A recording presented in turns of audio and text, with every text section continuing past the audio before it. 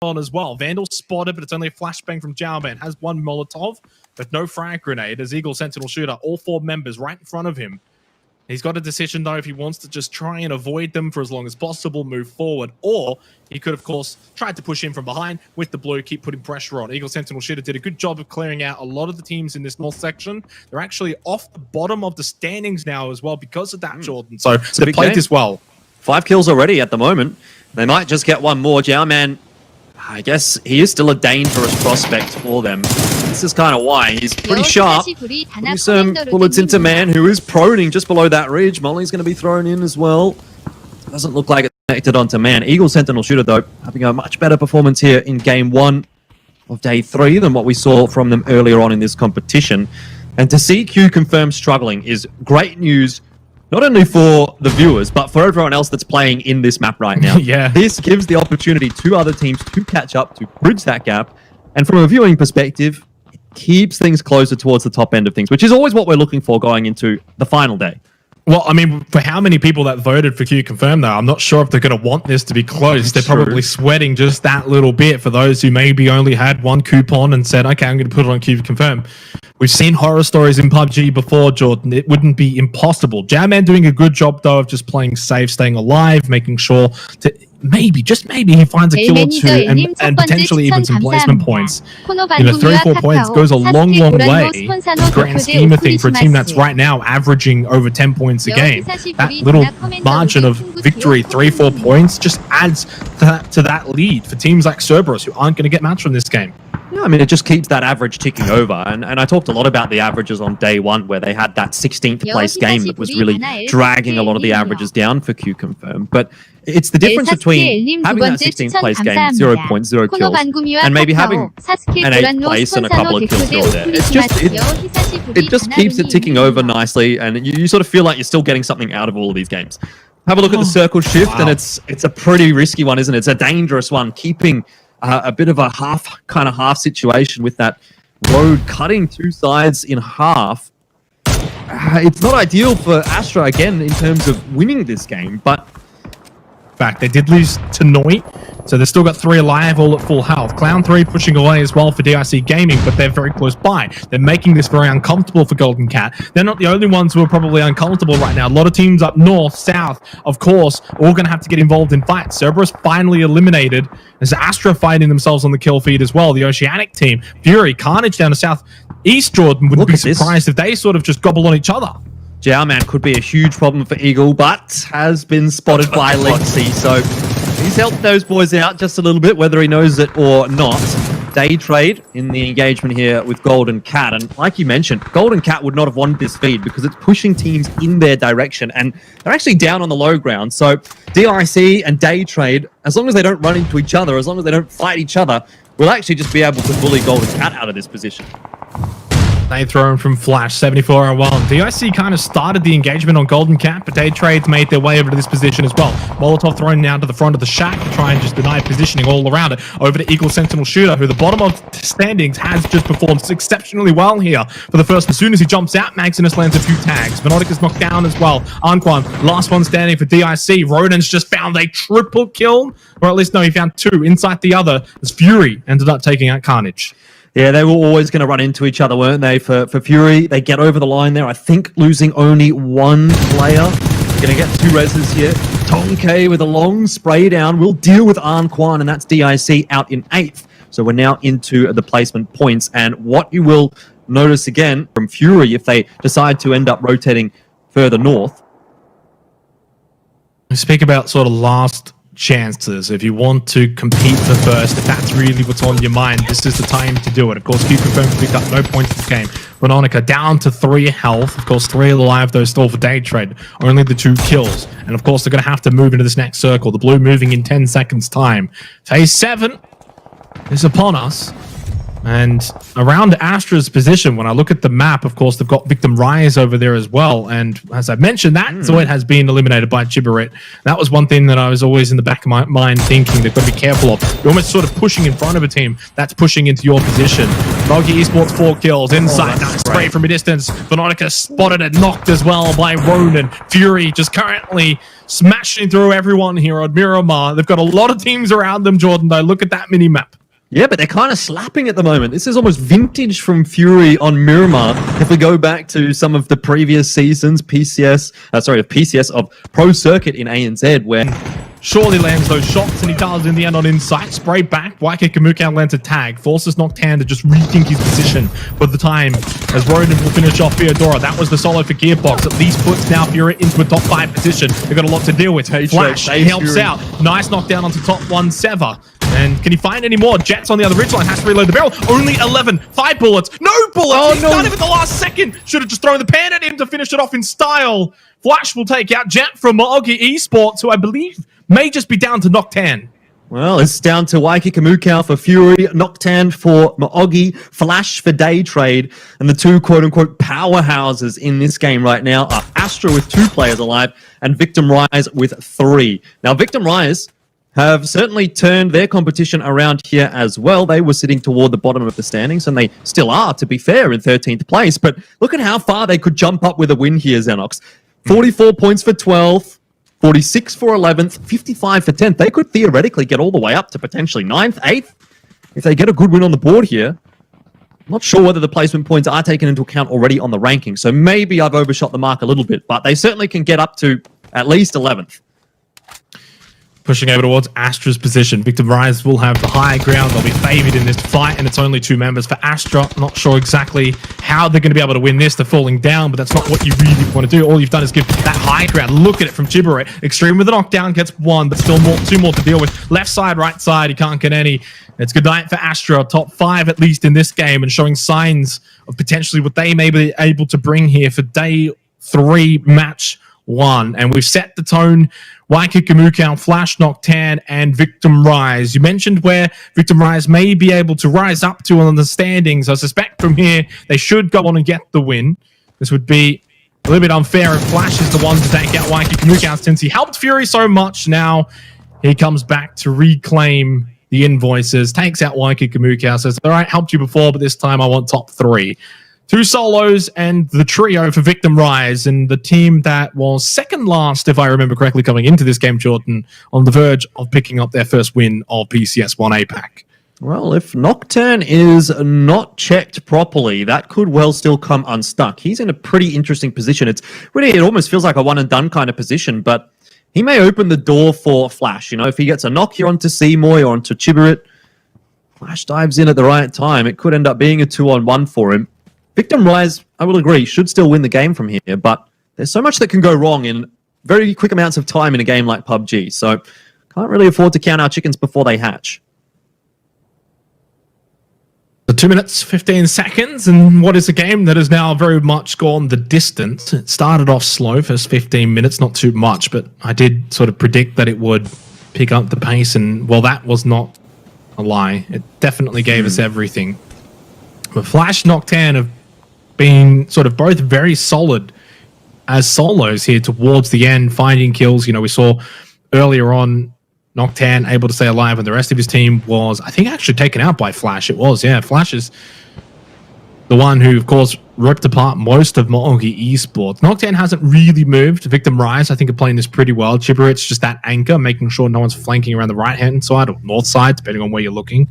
As then Samoy and his partner push up towards Flash and towards Noctan. I wonder if they just maybe died to the blue here. Noctan spotted, takes the first shots onto Samoy, and of course, high ground advantage always going to prevail. Flash, well, he spots ahead, not much he can really do from there, and Victim Rise, well, they scalp all of the kills in the end, 12 of them, in fact. They cleaned up nicely, 22 points for match 1 of the night. Yeah, that's a big game from Victim Rise. They started in 15th place, and now they'll move up to 11th at least. When you consider their next best game was a 3rd place with 6 kills, this is a good start to week 2 for Victim Rise. 22 points out of that one, but look, Fury will be quite happy there as well. They got 4th. They got a lot of kills. Bit of aim prac in there as well. So warming up early in the day. 12 points. Definitely a good start. Day Trade and Maogi also keeping themselves in that conversation. All the way down to, I'd say, Astra, Eagle Sentinel Shooter, Buriram. Probably the ones that are the first to be kind of disappointed about how things have turned out there. Q Confirm, though, is the big storyline out of Game 1, Xenox. They get 0 points out of that one, and that means that the gap is going to start to close. Yeah, but it wasn't really anyone from 2nd, 3rd, and 4th that punished them for this game. Cerberus only 1 point, Buriram, Golden Cat only 4 points each. That's not much. You know, if we had have just seen Buriram, Golden Cat, if they had been the ones to pick up 22 points this game, Jordan, the gap would have just completely evaporated in one game. But it does go to show that, of course, we've still got, you know, plenty of games still to play, 9 more in fact, that Q Confirm's lead is not safe. It is not going to be an easy win from here for them. They cannot have many more games where they get 0 points. Otherwise, yes, that gap will start to shrink. Damage of the top 5 from match number 1. Of course, not too much of a surprise to see the 2 members from Astra involved there, Niku's and Extreme. Chibarit, though, from Victor Rise, 937 damage. That's a very solid effort for his team. And Vandal 9, credit equal, Sentinel Shooter. They had an amazing game too, Jordan. This was sort of the match for the teams down the bottom to sort of prove to everyone, hey, we're not down and out just yet. Well, I think that's really cool as well to see, because it's sort of what started on day 2. We've seen a bit of a shift in momentum where day 1 was by and large not very good for the teams down toward the bottom end of the standings. But day 2 was a little bit better, and day 3 seems to be shaping up that way as well, where they're now no longer the teams that are sort of necessarily towards the bottom end of the standings. They're starting to push the issue in towards the middle of the pack. And I wonder if we're going to get to see something a little bit more interesting than we might have anticipated, with Q Confirm just running away with the competition here in day 3. Hasn't been the start for them that they would have wanted, but still 4 more games to go, and really anything can happen. Yeah, certainly anything can happen from here. Potentially a story brewing if Q Confirm get off to another false start in match 2, which will, of course, be on the other side of the break.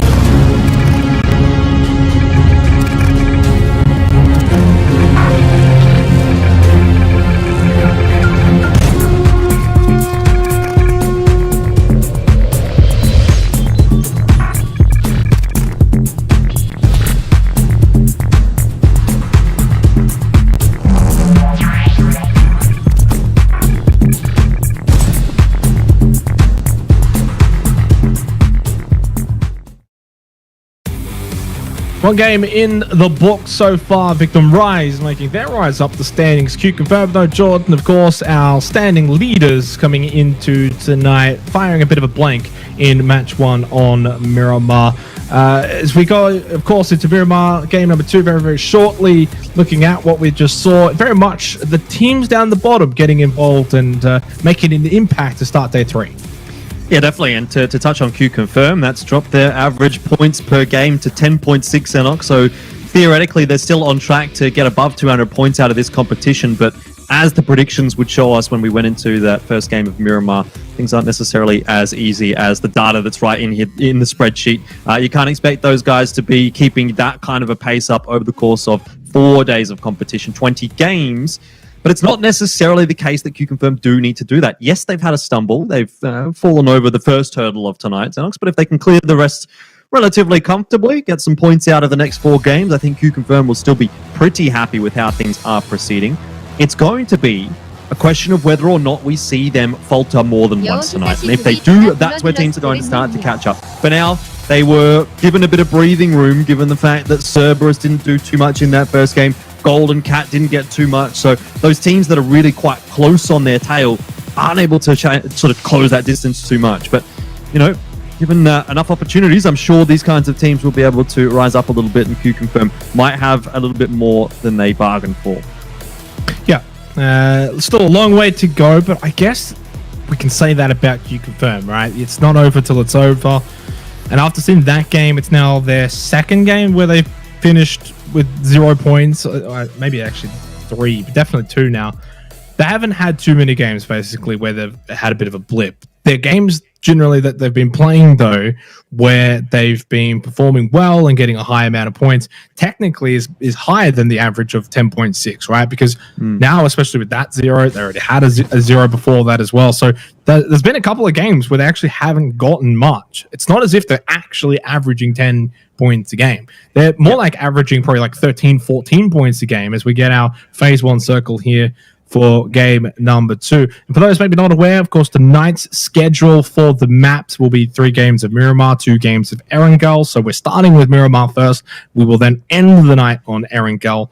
It is the Miramar week here for PCS1 APAC. Victim Rise as we watch them sort of parachute down, picking up a win. And what was actually the third best or the third highest kill win performance, Jordan, I saw on your lovely spreadsheets that you always create, there was the 17 kill win, and there was 2 13 kill wins, and then taking in third spot, Victim Rise with the 12 kill win.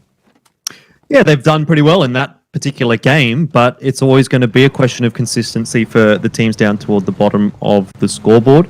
Looking at the damage ranking, interestingly, Xenox, it is quite cool to look at this because you get to see all the way down to 16. So normally we only get to see the top 5. You see a couple of Maogi players in there, Golden Cat certainly, and of course all the Fury guys in as well. So it's sort of in line with what we've been seeing from the matches so far in the competition. But yeah, I think to touch back on the point there for VTR, it's really a case of sort of going back to back, or not necessarily. You don't have to necessarily go back to back and win those sort of games, but you do need to go back to back in terms of putting some good points on the board. Yeah, thanks for your always ever insightful opinion, Mr. Lettuce Man. Thank you. I do appreciate that from all of the folks in the Twitch chat that are asking me why it is the length of my head or why I look like a lettuce. I mean, look, I can't do anything about it. It is what it is. It is what it is. What about Astra, though, as we look at Extreme right now, a vertical sensibility of 1. I don't know what that is. I'm assuming vertical sensitivity.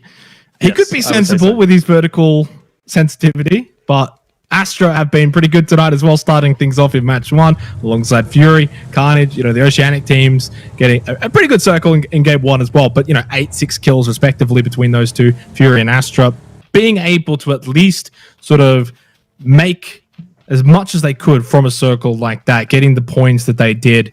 You know, Fury in fact finished second in points gained in total from that last game. Astra was like 4th or 5th. It gives them hope, I think, going in for the rest of the night, then also Saturday, but also the future. The more good games you have against these very strong Southeast Asian teams, the better. It just builds that confidence base. You can build some momentum moving forward. And really, these are the sort of games and signs that these teams need.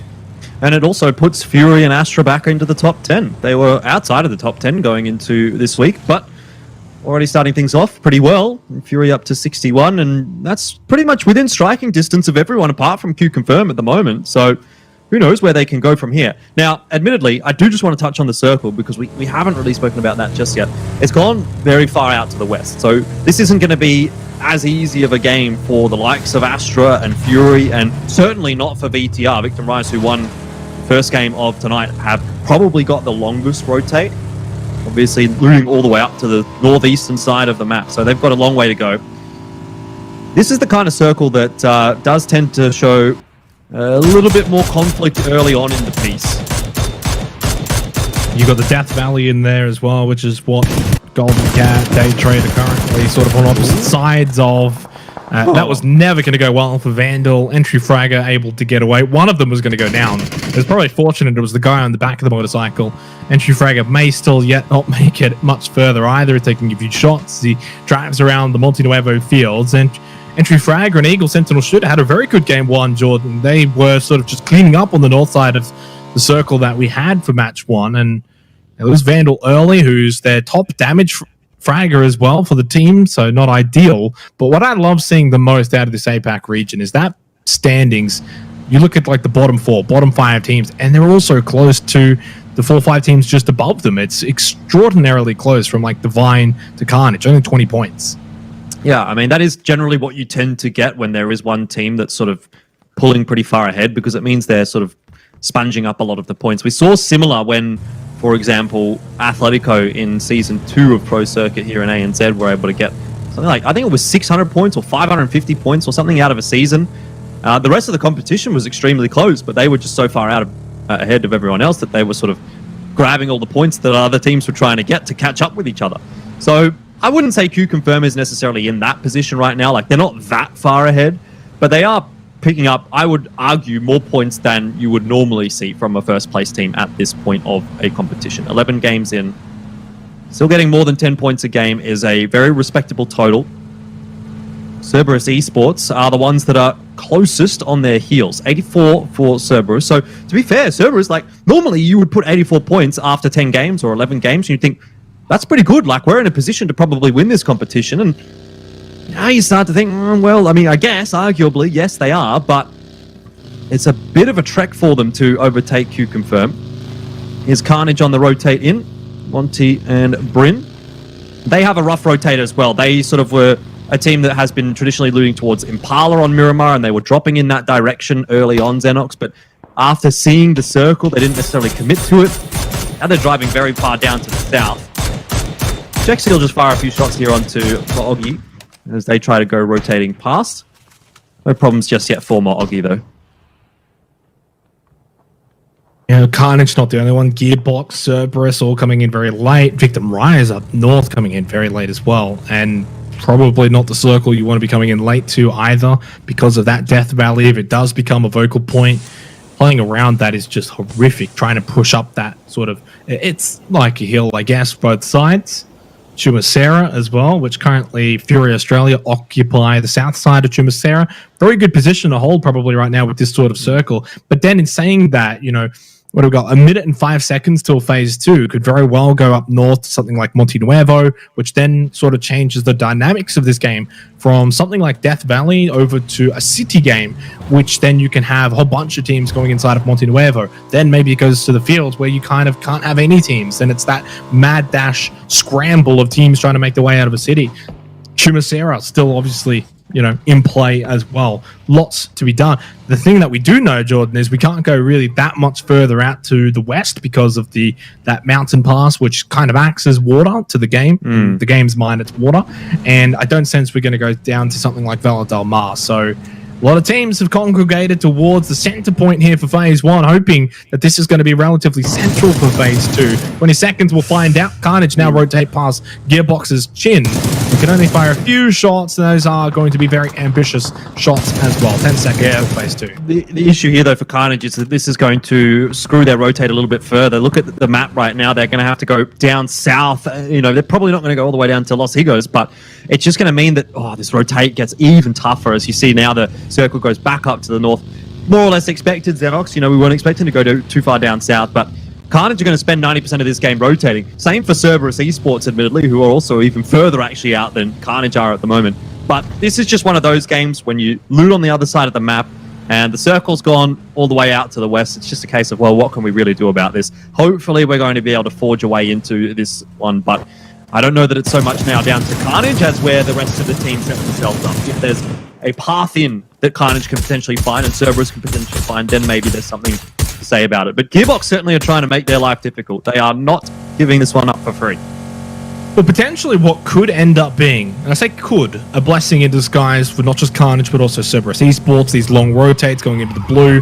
By the time they actually make it to the Phase 2 circle, we may very well then have the Phase 3 circle pop, which if it then goes onto Monte Nuevo, like really hard feeding that city, then they've got themselves an out. They can then just send it straight for the city. They'll already be in their vehicles, so they can go straight in. They could probably not be the first team in, but they could get in there pretty early on and cement themselves a position inside of Monte Nuevo. Of course, still have to see whether or not that happens, but there's not too much else. I mean, La Drillia is still in the mountain around La Drill as well. Sort of the El Pozo fields up north. Again, don't expect it to really go much further out to the west as we see Gakon top one Sever. That's one way to jump out of your pickup truck, as Gakon says hello with a little bump. Always the funny moments. But it's been about 11 minutes so far, and we've only had the one death so far. That was Eagle Sentinel Shooter. So it's been quite going here as we still head into Phase 2. Well, that car's not going to be going too much further for Canaxi, so you'll need to pick up, or perhaps they're just going to set up shop here. Buriram are in the circle down the south at the moment. I do like the position for them, though, if the circle does sort of shift back down to the south. There's a crate to take a look at. Up near El Pozo. I'm not sure that any team's going to be running toward that one, to be quite honest. Homemark Gaming have bigger fish to fry right now because they're being forced into an engagement with DIC. I dare say that one will be left unlooted. Can I just say, Jordan, as well, looking at the map, which again, for those who haven't got the map up on their maybe second monitor, PCS_map on Twitch, go and have that up. But Fury Australia, if they get fed for Phase 3, then Phase 4, they're not going to have too many teams coming in from behind them. Could be a very good feed. They got a good spread around the west side of Chumacera. Of course, there's a lot of ifs, ands, or buts and hypotheticals, and really could sort of still feed anyone going into Phase 3. But if it does go their way, the fact is they're not going to have any teams coming in from behind them. Whereas if it does go center, you're going to have teams, of course, coming in from all directions towards that Monte Nuevo region, which, if it does go center, we'd be feeding the likes of Astra, Golden Cat, Divine Esports as well. If it goes north, though, the same thing can be said for the likes of Bahamut Gaming, DIC, Victim Rise as well, potentially, who are, of course, looking for back-to-back wins here. I've just been watching the map while you've been having a bit of a chat, Xenox, and I did notice Gems has pushed forward for Q Confirm. Now, he's got himself into a bit of a better position. You can see, just coming into that compound now on your screen on the mini-map, see where this circle shift does go, but it's already a bit of a better rotate in for Q Confirm as a result of Gems' position. But that's about as hard shift of a hard shift as you are going to get, Xenox. We saw a lot of those on day one. Things did calm down on day two, to be fair, but right up above Monte Nuevo, and I mean, Bahamut Gaming would not have been expecting the circle to go there, but they're cheering absolutely after seeing that. That is a nasty, nasty circle. Bahamut Gaming are probably going to be in those whites. I think are in that position. I could be wrong. Can't really... I think they've just got a bit of defilade to play with. I'm not sure that there's any buildings for them. Well, there might be. I'm pretty sure it's like the double whites and they've got the defilade behind it. I might be thinking of the wrong location, though, but regardless, they are going to be in that circle. Still, there's going to be a lot of teams now on the move. Most of the teams coming from the south. When I mentioned before sort of the hypotheticals, the north side only had about 2-3 teams. So now that we feed north for Phase 3, a lot of teams on the rotate, which means we're probably going to see a lot of fights. That kill feed most likely going to light up early here in Phase 3, unlike Match 1, which kind of waited till about Phase 4. Nice nade from Levi's, gets knocked down at the top one Sever. They'll flush him out. They'll get that elimination, and Mulkey Esports are going to be down a player for the remainder of this one. Fury on the rotation. Matey from Day Trade lands a few shots. Roden starts to spin out. You don't want to be spinning out in the middle of the road there. And Jukesy's got Wacky Kamukau with him as well in that vehicle. Fury now into the Phase 3 circle, going past Golden Cat. I don't know how easy this one's going to be for Fury. They may actually elect to just pull up here. Jukesy certainly has. Astra, having lost a player, they're in an engagement with Q Confirm, and that's not going to be an easy one at all. Svit hanging onto the grenade. You can see as he charges forward, cooking it, looking to finish this off. I think that's gone a little too deep. Bounces off the vehicle, off the hood of the car. But, oh dear, Extreme. He's got another one. Jowman finds that kill for Q Confirm. And it seems Astra are in a bit of a sticky spot. Oh, I think they're in an enormously difficult position. They're sticky. They're sitting dead deep into the middle of a swamp.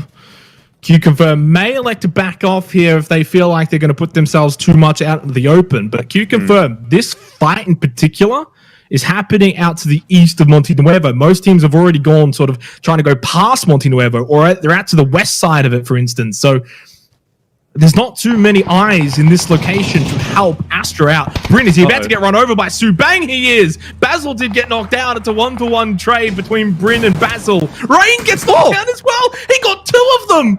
Oh, Subang just goes bang, bang. B2 with a knockdown, though. Does get the elimination onto Subang. Stops the run of Cerberus momentarily. He is the last one standing for Carnage. And what was... Oh, well, now Ghoul's going to go for it as well, isn't he? He's going to try and run both B2 and Rain over. Looking for revenge as we go now in 5 seconds' time to phase 4. Oh, no. Oh, no, it's happened again. He got the knockdown onto B2. It's now still only Rain up, I believe. He's the one who got revived. And a 1-versus-1 against Ghoul. Nade in hand for Rain and Carnage. Their lives are on the line here. Going to get the revival to Bryn if he can. Nade lands onto Ghoul. Behind the bug, he goes prone. Second one's in a really good spot. Ghoul doesn't realize he doesn't react in time at all. Rain will finish him off, but he does lose Bryn. 3 kills for Carnage in what was a very much comedic exchange between Carnage and Cerberus. A cluster of fun is the way that I like to describe that one, Xenox. A lot of laughing going on from Cerberus, I'm sure, but he who laughs last laughs loudest, and it is Carnage that does outlast Cerberus. End of the day, those points are not enough for Cerberus to continue closing the gap onto Q Confirm, who do seem to have a decent game on their hands right now. God Meow has just absolutely booked it right into that fence and has to pull up, but AMC watching and waiting for him to come around the corner will put a quick end to his life. What a crazy passage of play, and poor old Rain here is even being camped now by Nordra. Well, poor old Rain. It's also poor old Buriram. Nordra is the last one alive. And we speak about the teams that are able to sort of catch up to Q Confirm. Well, Buriram, Cerberus, both haven't shown up at all today. Rain into the pickup truck, just trying to make his way forward. Not inside of the blue, but Nordra is. And from one you said, poor old Rain, it's certainly going to be poor old Buriram. One thing I want to bring up, Jordan, there's still 3 players of Astra alive. At one point, it looked like they were about to be wiped out cold by Q Confirm. They only lost Extreme. Zoid had already sort of rotated to a different position, as Rain is about to rotate to the Afterlife in a second by MSC. But Astra's still with 3 up. Fury have made their way into Monte Nuevo, and a couple of teams like Bahamut, DIC, and even kind of Gearbox to a degree in the fields of Monte Nuevo, center of this phase 4 circle. Oh, Rain, I don't know how you survive with that grenade. It's just grenade physics in this game. Molly, though, is going to spread right on top of him, and he's under pressure. Yanku will finish it for MSC. Carnage getting a few points on the board in that one, actually, considering they did manage to get rid of the majority of Cerberus. So it's a game where at least they don't go out with nothing. Nordra, however, is going to suffer much the same fate, it seems, because he is out in the middle of nowhere, and Golden Cat have a bead on his position. I dare say he won't be surviving too long. No, it's a matter of sort of when, not if, for Nordra. It's a now another game as well. The Buriram aren't going to get anything. As we just quickly transition to see Jet just get obliterated by Rossiter Jr., who continues to kind of lead the way for MSC Theraton. He's been the star man. If coming into this tournament, a lot of talk was around Yoshi Minburi, the MVP of the Thailand series. Rossiter had sort of taken that throne, at least in my eyes, for PCS1 APAC.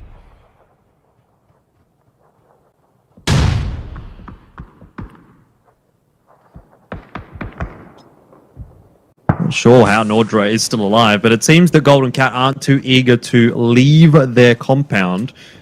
They will have to. 22 seconds left here for phase 4. Finally, Nordra is going to fall. That's to Yanku, though, from MSC, who seem to be having a bit of a better game here. But where does the circle shift go? This is going to dictate who's going to be the winners and the losers. Would go right into the center, and then Gearbox will be happy, DIC will be happy. Bahamut won't be too disappointed either in that respect. A little bit over to the east, though. That keeps Astra in. They won't have to move, and now they actually have a pretty good spot to play with. A lot of defilade for them. Q confirm with Gems as well. Locking down this 2-2 split alongside one of his teammates. They're looking like they're in too bad of a position, but all of the teams that sort of banked on Monte Nuevo have to start moving out. So this is where things do heat up a little bit again. It gets very difficult for those teams in Monty to make their way out of the city. Gen 4 is going to be taken out by Jaxi. Eagle Sentinel Shooter looking to capitalize off their match 1 performance here in match 2 once again, but Day Trade, Golden Cat, Fury, Divine to a degree, kind of. As much as those other teams I mentioned. Pushing out of Monte Nuevo. Certainly going to be the hardest for Golden Cat and Day Trade. The Golden Cat sitting in 3rd place right now. Brewery Ram below them by 1 point, eliminated. Cerberus above them by 5 points, eliminated. You know, they're kind of just staying alive here to try and get into that 2nd place. Bahamut's going to be breached by Invictum Rise. Now, winners from match 1 now making the move onto the compound of Bahamut Gaming, who didn't really live up to their Miramar standards in match 1, looking to change sort of the tune here in match 2. For some reason we head over to Golden Cat, but I guess they're on the move here as well. Trying to cross the road here in Monte Nuevo.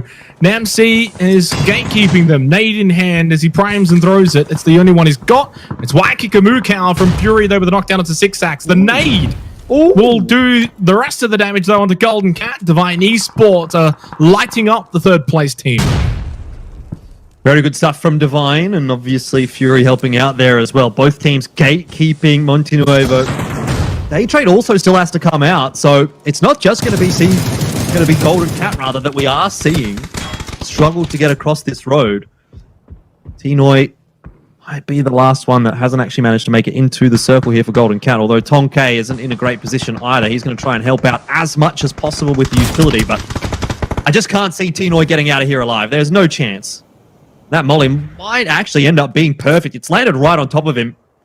The man's on fire, running away, and runs into the smoke.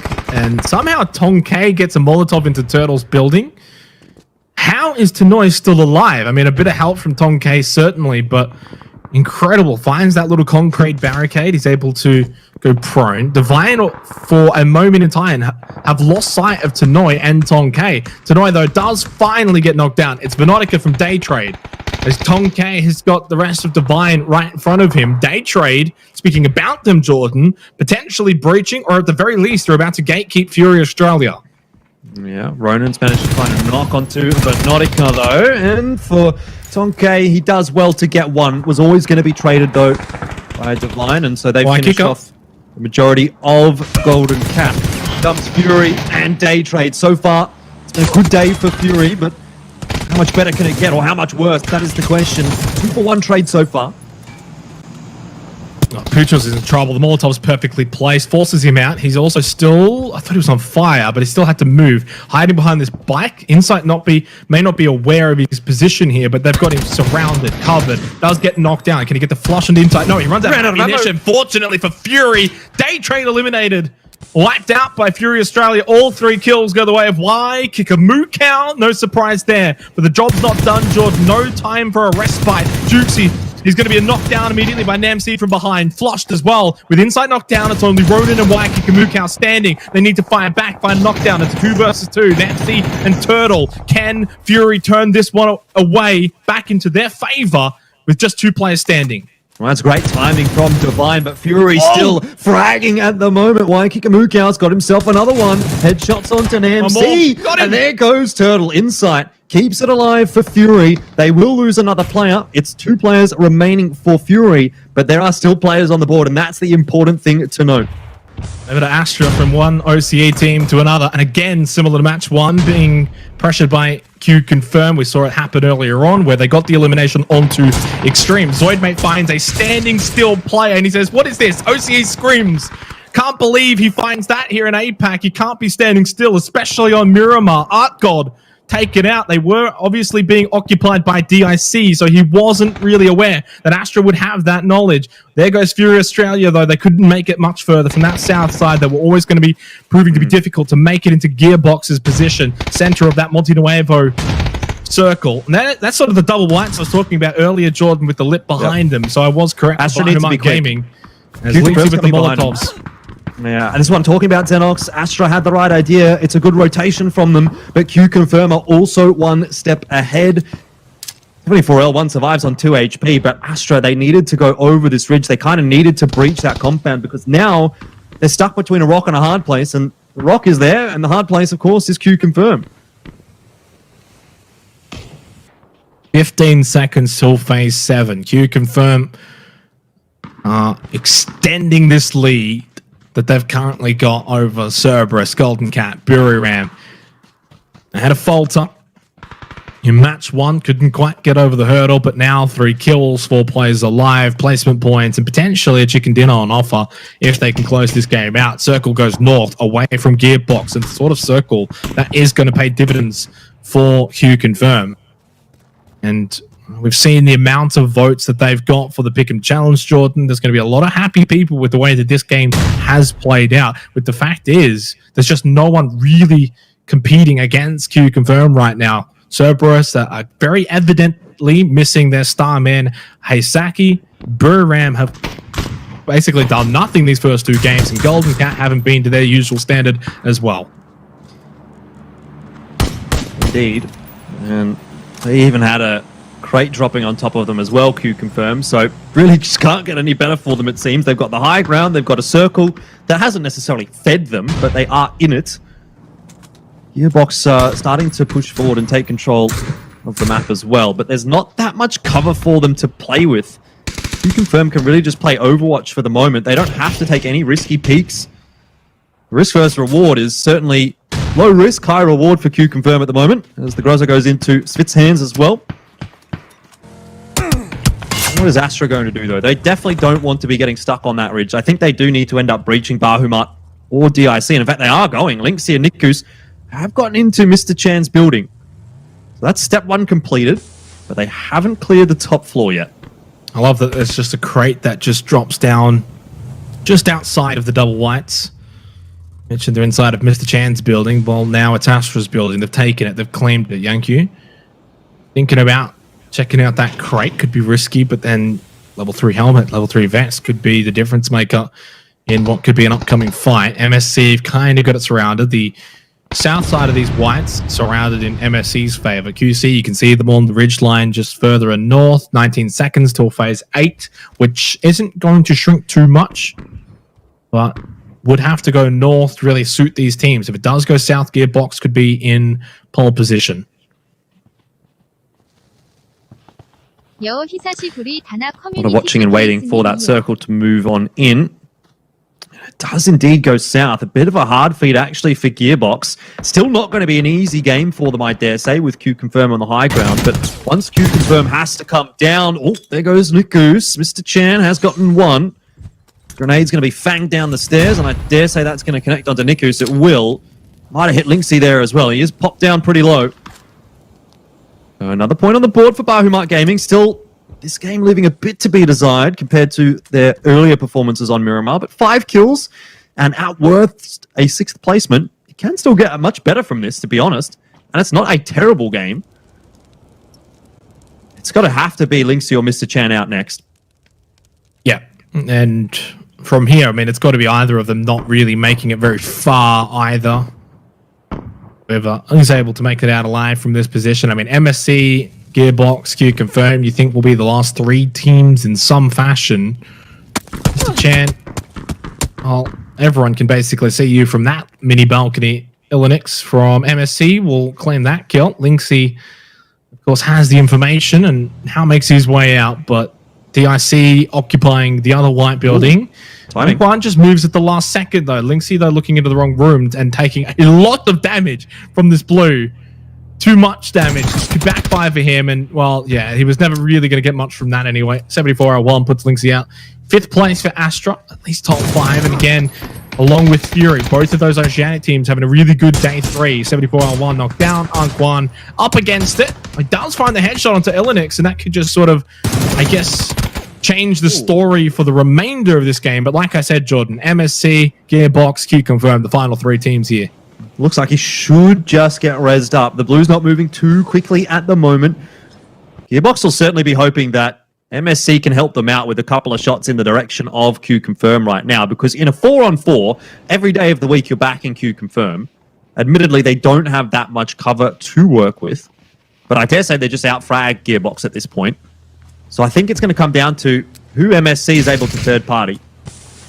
Maybe MSC can still win from here. I mean, they do still have 3 players alive. They've got 1/2 of the circle to themselves, and they're not in as close proximity to either of these teams as what the other 2 are. So should be Gearbox and Q Confirmed to get into a bit of an engagement first. MSC are copping some bullets though, but man, once these smokes run out, we're going to see some fireworks. Yeah, not a lot of ridge lines, not a lot of cover to play, as you mentioned. Even these trees that are in the field right now, very skinny, not a lot there. Spit's got a Grozer as well. If you can get up close, you can really do a lot of damage on the Gearbox. Theodora opens it up with an 8 onto Rossiter Jr. There is that Grozer in hand, but Gems J is now Spit all knocked down for Q Confirmed, and well, you mentioned that you would back them to out-frag Gearbox. It's gone completely in the opposite direction, Jordan. Jarman is the last one alive, and as good as he has been, probably the best player in PCS1 APAC so far, he can't even withstand the onslaught of Gearbox right now. MSC, yank you to off, is yank you gone. Gearbox, 8-kill win as they take out match 2 of the night, and they literally slaughter Q Confirm along the way, Jordan. They do. Look, Xenox, you can't be right every time, and in this instance, I'm glad to be proven wrong. You confirm only ending up with the 4th most amount of points out of that game. MSC getting some much-needed points on the board. A lot of those coming from the kills. Gearbox have got themselves a win as well, which is going to help get themselves off the bottom end of the standings. But, yeah, look, end of the day, Q Confirm could have increased that gap even further. I'm glad that they didn't. But the real takeaway is that they have managed to increase the gap. That's the real takeaway. Cerberus, only 3 points out of that one. Bit of a disappointing result for them. And Q Confirm continued to run away with things. Yeah, I mean, it depends on how you want to look at it. They've increased the gap over the likes of Cerberus by 6 points, right? Because Cerberus did end up getting 3. Golden Cat, nothing. Bury Ram, nothing. So 9 points of an increase with only 8 games remaining. It just makes the task all so much more mighty for those teams. But MSC Therathon, 20 points here.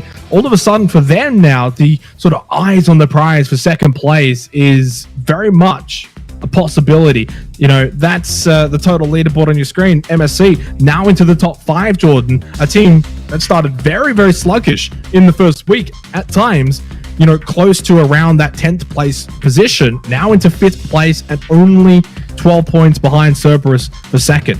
Yeah, I mean, if you're looking at 5th place to 4th place, it is 6 points that is the difference between MSC and Buriram, and those 6 points is a difference of $5,000, and then from 4th to 3rd, it's 1 point, which is another $5,000. So there's 7 points separating 10 grand, and I guess even further on, only 5 points above Golden Cat is Cerberus, so it's really tight towards the top end of things, obviously with the exception of Q Confirm running away. But there's a lot of money on the line in the 2nd, 3rd, 4th, and 5th different placings, and there's not a whole lot of difference between the scores. So I think in terms of the outlook, in terms of the goal for the majority of these teams, it's going to have to be, let's get into 2nd place, let's get that $35,000, and worry about first after that.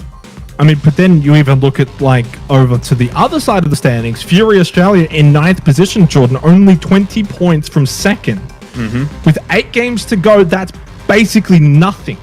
If Fury and Astra, I'll use Astra because they're in 10th as well, only 6 points behind Fury. Those 2 teams, while they're not in the top 8 right now, the way that they have been playing tonight shows that they are not teams to be taken lightly, that they can still very well, sort of like MSC in that game, get 20-point games and climb up the standings and make this a really, really close contest. Maybe not for first, but for 2nd, 3rd, and 4th, and 5th. Definitely, Xenox. I'll crunch the numbers in the break here and come back with a bit of info as to who's performing the best today, because there's going to be a few interesting storylines to draw from what we've seen out of these first couple of games of Miramar. Yep, 100%. We are going to go to a break. On the other side of it, though, it will be our final match of Miramar. After that will then be 2 games of Erangel, so stay tuned.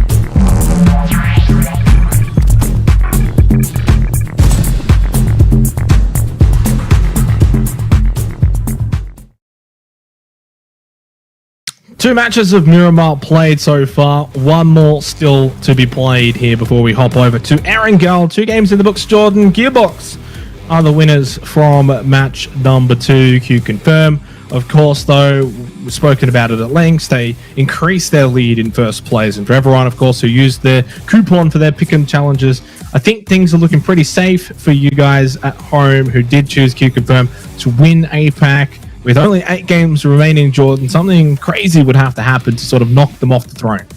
Yeah, I mean, you're right. It hasn't been a great night so far, though, for Q Confirm. Only the 9 points out of it total. So they're certainly not being the dominant team that we saw on day 1 and day 2. That's where, at the moment, yes, I will agree with you. I think they should still run away and get a win, but I'm not prepared to lock it in just yet. MSC and VTR have been the most solid standout performers. 22 points for both of those teams so far here today.